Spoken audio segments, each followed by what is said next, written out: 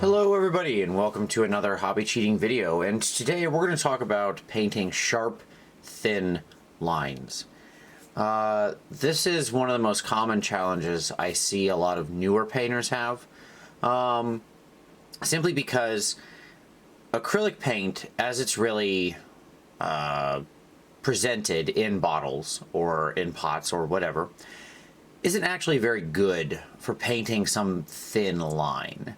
And that's because it tends to be fairly thick, it's fairly medium heavy, and that's because it's meant to be thinned out and applied to your model and things like that. And the problem is, when it gets thinned out, it then becomes sort of out of control and very hard not to run everywhere. You tend to get bleed and things like that. So I see a lot of painters have challenges with painting sharp, thin lines, and it's something that comes up quite often. If you're doing like a freehand pattern or a brocade on something, if you're doing a tattoo, if you're trying to do like micro detail, like texture, all of these actions require you to be able to create a sharp, thin line out of nearly any paint, because you'll have to do it in a ton of different colors and things like that. So we're going to show you how, because fortunately it's actually really easy. It's just a bit unusual and in how you need to do it. So we've got our friendly neighborhood ogre here. We've got this side of his skin, which is where we're going to be working. Those of you who watched a lot of them may remember this guy from a previous video. We're going to put a little tattoo up here on his shoulder, and we don't have a lot of space. Like, it's an ogre, he's big, but still, I'm going to try to keep it in this area right here. So what are we going to use? Well, since I'm doing a tattoo, I'm going to use some dark blue paints plus flesh. In general, when you're doing tattoos, you want something like dark blues tend to be a pretty standard paint color. You want to mix in a little flesh tone, which I've got a very pinky flesh tone here, and I've got a little ink. So one of the first tips I'll give you for doing sort of sharp lines is make sure you have some kind of ink handy.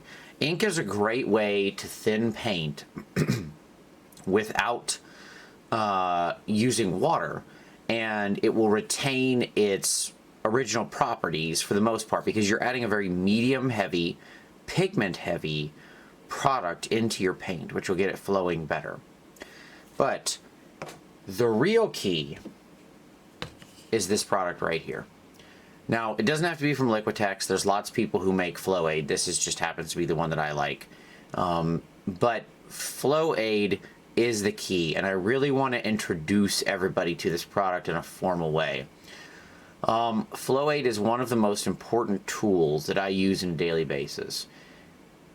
So when I see a lot of people ask about different mediums, do I need to use glazed medium and thinner medium and all these types of things?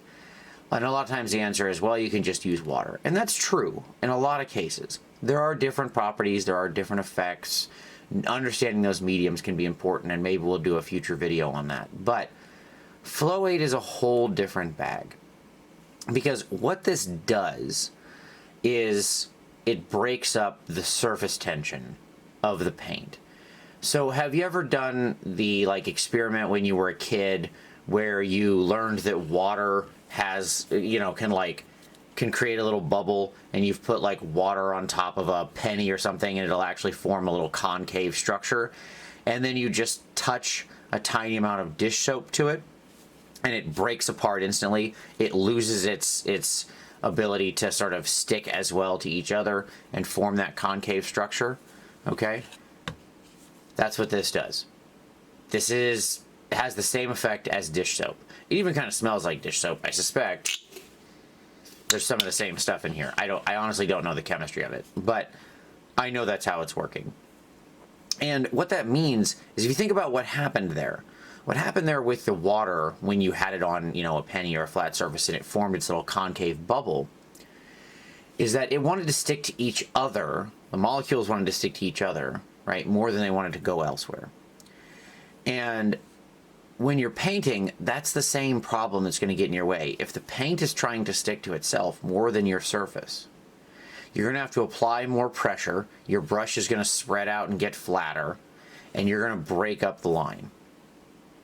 By removing that, the flow aid will actually help you get that sharp, thin line. So I actually have my flow aid in a much smaller little bottle. I wouldn't, by the way, that's a thing I would recommend.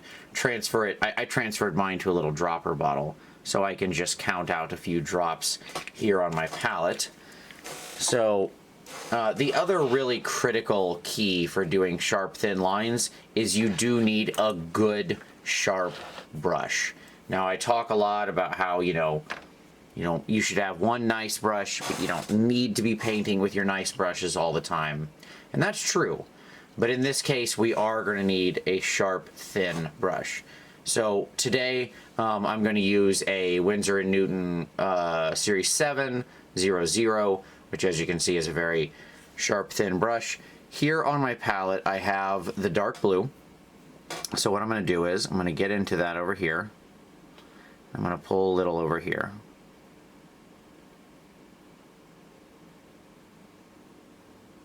Okay. Now I've got my flesh and my black ink elsewhere, so what I'm going to do first is just go ahead and pull some of that, like I've got it elsewhere on my palette here because I wanted to keep the sample space small. I'm going to mix a little flesh in, which will lighten it up. And then I'm going to mix a little bit of black ink in, which will darken it back down. But all in all, we want it to have all these properties. If I'm going to do a tattoo, you don't need to do all this for every bit of freehand. If you're going to do this with, like, say, a pattern, you might be using white or a completely different color. It doesn't really matter. Now what I'm going to do is, with my clean brush, I'm going to go ahead and soak up a paintbrush belly full of that flow aid, and I'm going to just go ahead and mix it around in there. And instantly you'll see it flatten out. Like, you'll see the effect immediately. I'm going to go back in, get a second load, and really get it mixed all in there. Maybe one more. There we go. Okay. Now, can you do this with just water? Yes, you can thin your paints with just water, but the reason why the flow aid does so much more is because with just water, you still have that surface tension issue that you saw before. Whereas with flow aid, it's going to break up that and flow straight. It'll flow in a nice, straight, sharp line. With just water, if you add so much water that you break apart the medium, it becomes very difficult to get something actually sharp. So, there's one more very important key. If you watch the How to Glaze video, you know that when you have very wet paint like this, when I put my brush in here, what happens is it instantly soaks way down deep into the brush. So I want to make sure I wick off that excess. And again, you notice how when I touch it, it flows out into the paper towel. See that? That tells me I had a bunch of liquid on here. Too much. I don't need that much. Okay? So we wick off the excess. Now let's do a little. I don't know. What do we want to put on his shoulder? He wants a cool tattoo. So how about up on his upper shoulder here? We'll do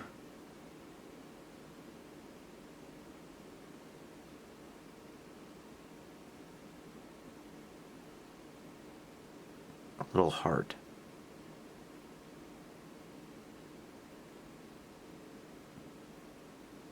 Now the other key when you're doing freehand like this and you want a sharp, thin line is you want a very light touch. We're just, normally we say you don't really want to use the tip of the blade of the paintbrush. Here you do, but I'm still tilting it to the side just a tad. The flow aid also makes it so you have a much lighter touch on the miniature to get the paint flowing. Like, I barely need to touch the miniature and the paint just wants to jump off. It just wants to go straight onto the miniature. So what I can do here is I can get my nice sharp lines and I can get real thin. Like, we'll just test up here. Let's say up here he's got a little maybe down here on his arm. There you go. We'll give him a nice little barbed wire tattoo. Like, I can get real thin.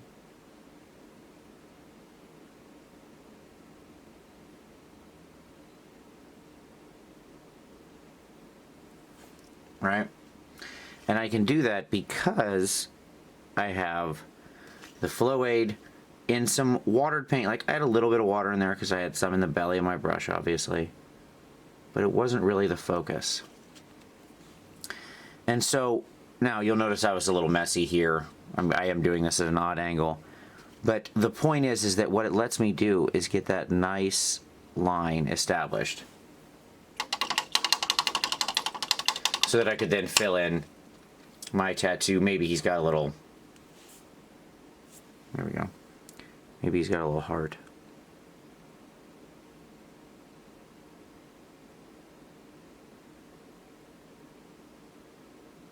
There you go. Not really anything to do with the particular hobby cheating. Just seemed a fun thing to do. Okay.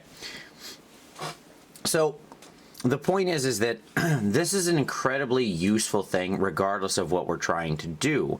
The ability to make this paint flow and be thin and under control can be useful if we want to do tattoos.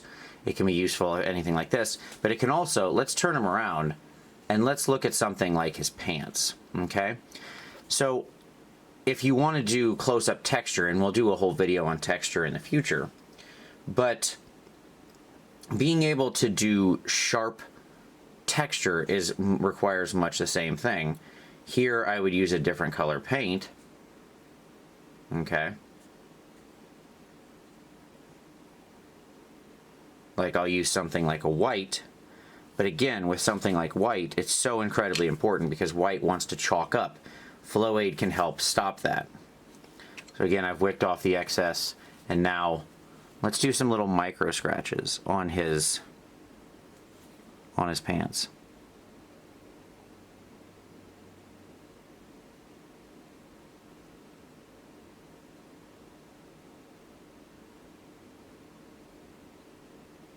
I can add these really sharp little bits of texture.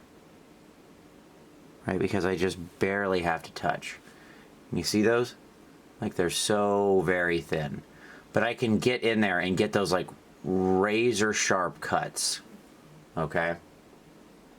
Because of the flow aid, and because I'm using a very sharp brush, because I've wicked off the excess, I can get extremely sharp, thin lines. Now, there's one more real important place, excuse me, where this can aid. Has anyone ever had problems doing eyeballs? Has that ever been a problem for you? Well, eyeballs are just two sharp, thin lines. They just happen to be, like, the easiest, simplest eyeball on a 28mm miniature is simply two perpendicular, two perpendicular, sharp, thin lines. Now, this guy, for being an ogre, has a pretty tiny little eye. But I have the same white I just used. I'm going to just take the tip of the brush with a little bit of that flow aid. Oops. Sorry. Okay. Tell you what, let's black out around his eye real quick so this actually shows up on camera.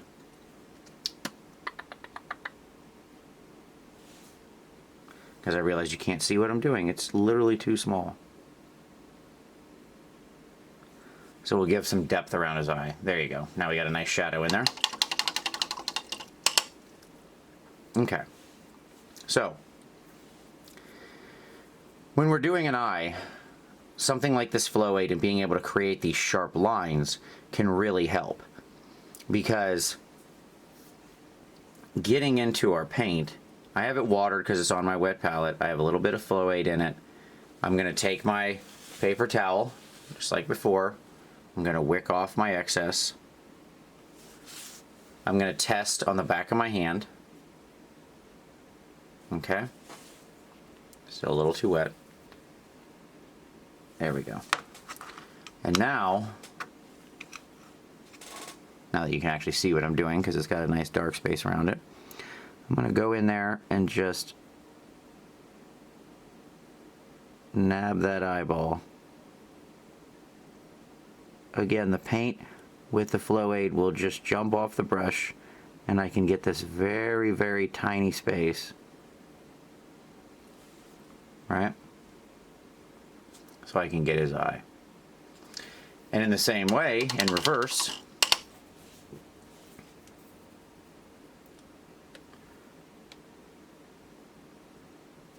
I can then come in at the other angle using the same trick, and we can give him his actual iris.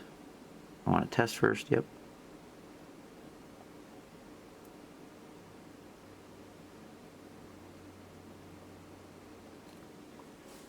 That's probably too small even to see this zoomed in. But you can see, yeah, you can see, yeah, he's got an eye there now. Just that easy. I see a lot of people have trouble with all sorts of tasks that involve this sharp, fine control.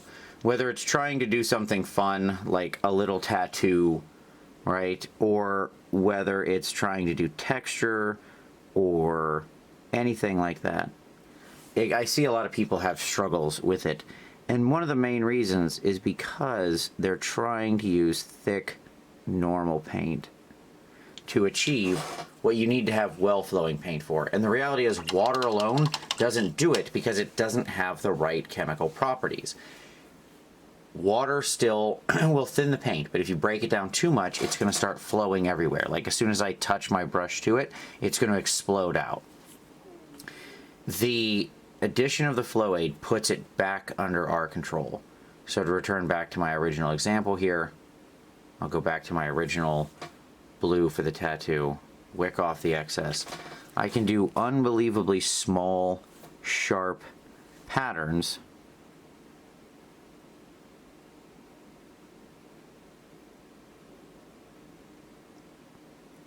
as long as my touch is light. I have a sharp brush. And I have extremely well-flowing paint, right? I can get in there and do really, really sharp, small lines. So, there you go. That's it. There's really sort of 3 keys to this. 1, good, sharp brush. Small size, sharp tip, new brush. In this case, like I said, I'm using a Series 7 double aught. You can go smaller. You have a bit, like a regular Zero could do this too in the Winsor Newton line, but I wanted to do this for this because I had some very small stuff. So, good sharp brush, 1. 2, flow aid, all right? You need to change the property of water. Break up that surface tension, that coherency, and make it actually flow, okay? And so we want a nice mix, again, to remind you, there's my original. You can see where it got kind of messy. There's the actual paint. 3, once you get it onto your brush, you want to be wicking off the excess. By the way, if you want to see what this looks like, this is my paint paper towel I've been using. That's me wicking off paint. So, doing that helps you keep it under control so you can get really sharp, really thin lines. Small stuff like that, like up here on his shoulder, little barbed wire patterns. Even things like micro textures, like on his butt here. And of course, teeny tiny little things like eyeballs, right? Where you can get in there and actually create that tiny little dot of the iris, because you don't have to push the paintbrush in real hard to get the paint to flow off. So there you go. That's how you do sharp, thin lines.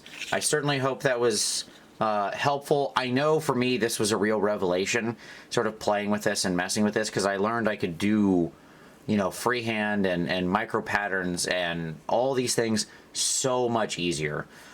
You can get, like, I mean, this isn't a product review video, but you can get flow aid a lot of different places. I just ordered this from Amazon. This is like a 4-ounce bottle. I mean, I've had this for 2 years, and I've still got like 3 ounces left. You can see where it is right there. So, I mean, I think it's maybe $10 on Amazon or something. I'm sure it's also sold at, you know, Hobby Lobby and Michael's and craft stores and stuff like that. Dick Blick's and all those sorts of things. So anywhere you can get it. And by the way, there are other companies that make it. I'm not backing Liquitex or anything. It just happens to be the one that I use. You get a good size thing of it, will last you forever. Get it in a smaller dropper bottle so you can more easily put it out onto your palette and go. I always have a few drops on my palette just to make sure I can, if I need to really control my paint, really get it flowing well for tiny detail. If you're doing like black lining to try to get, you know, a shadow around something, if you've got a real small space where you need to get in and work and you need the paint to flow right off the tip, a little bit of flow aid will do all the difference for getting this on there. Watered paint, but more of the flow aid wicking off the excess, and you're good to go. So there you go. That's it. That's being able to do sharp, thin lines. I hope you found this helpful. If you did, give it a like. That's always very much appreciated. Share this video with anyone who you feel might benefit from the technique. Sharing is a very nice thing you can do and always encouraged. Subscribe for additional hobby cheating in the future. If you've got some things you'd like to see in hobby cheats, go ahead and throw them down in the comments. I always love user suggestions. That's always great. But as always, I thank you very much for watching this one, and we'll see you next time.